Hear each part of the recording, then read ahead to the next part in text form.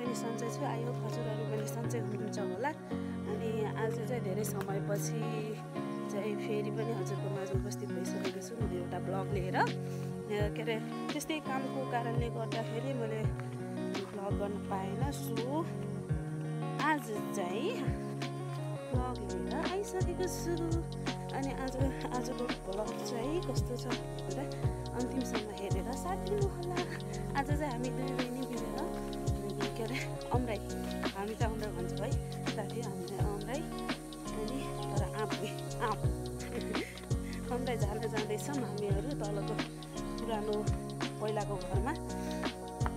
के अरे त्यो आँप चाहिँ कस्तो भनेपछि त्यो अम्राई चाहिँ कस्तो भनेपछि पाके पनि अमिलो हुने खालको आँप भएको कारणले त्यसलाई चाहिँ हामीले अम्चुर भन्ने, अब अम्चुर चुक अब सबैलाई थाहा नहोला, तर हामी गाउँतिर बस्ने साथीहरूलाई सबैलाई थाहा हुनसक्छ। अनि त्यो बनाउँछौँ अनि कोही चाहिँ अचार हाल्छौँ। सो अहिले चाहिँ हामी घरदेखि निस्किसक्यौँ। अब एकैछिन आँप छाड्दाखेरि भेटौँ ल। अगाडि चाहिँ मेरो कान्छी बहिनी होइन ल साथीहरू, हाम्रोतिर चाहिँ बर्खा सुरु भयो है। अब जोतेर हालिसाली खनेर अब हिलाउनु बाँकी। अनि बिहार पनि माथिको त्यति भइसकेको छ बिहार। अनि पकाउनु तल छ। अनि पारीको चाहिँ हाम्रो अङ्कलको घर। ल अब चाहिँ हामी जानु पर्ने हुन्छ छर्नको लागि। साथीहरू हामी चाहिँ पुरानो घरको के भन्छ मलाई खरपट्टि भन्छ बस्नु होला। हामी चाहिँ आइपुग्यौँ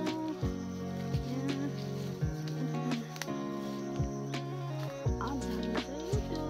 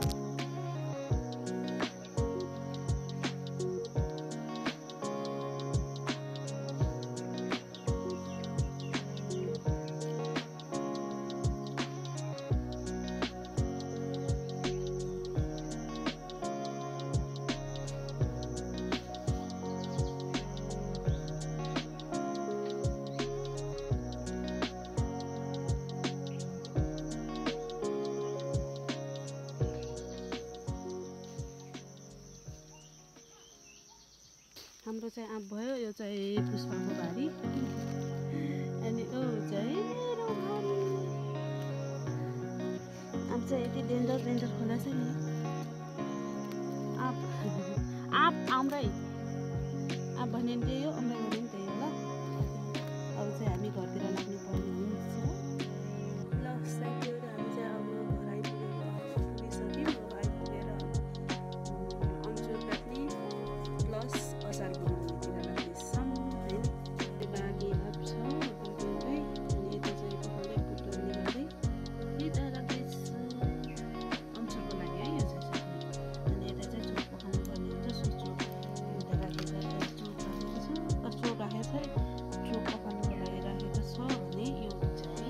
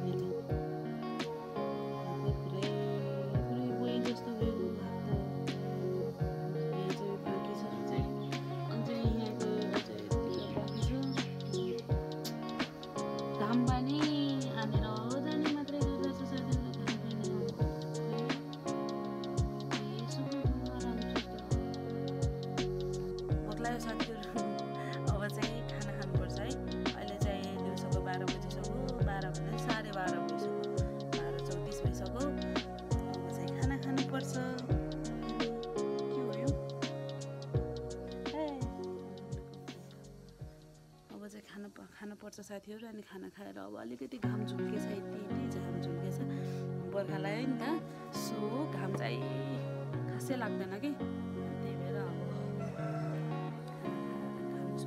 खाना खाएर फेरि काम सुरु गर्नुपर्छ।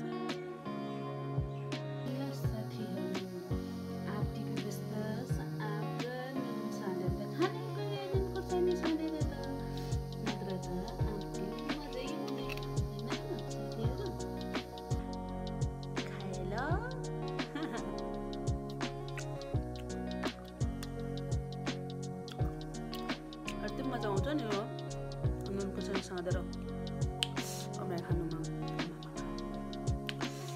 त्यस्तै हो, दाँत कुरिन्छ। साथीहरू यो चाहिँ अचारको लागि आज चाहिँ घाम लागेन, त्यही भएर सुगाउने अनि अचार राख्ने चाहिँ भएन कि, अनि अचार राख्छु।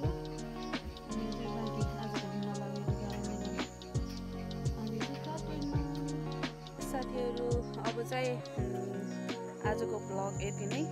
अन्तिमसँग हेरेर साथ दिनुभयो त्यसको लागि धेरै धेरै धन्यवाद। अनि यो अचार चाहिँ म अब भोलितिर बनाएर भिडियो अपलोड गर्छु, हेर्दै गर्नु होला। By by.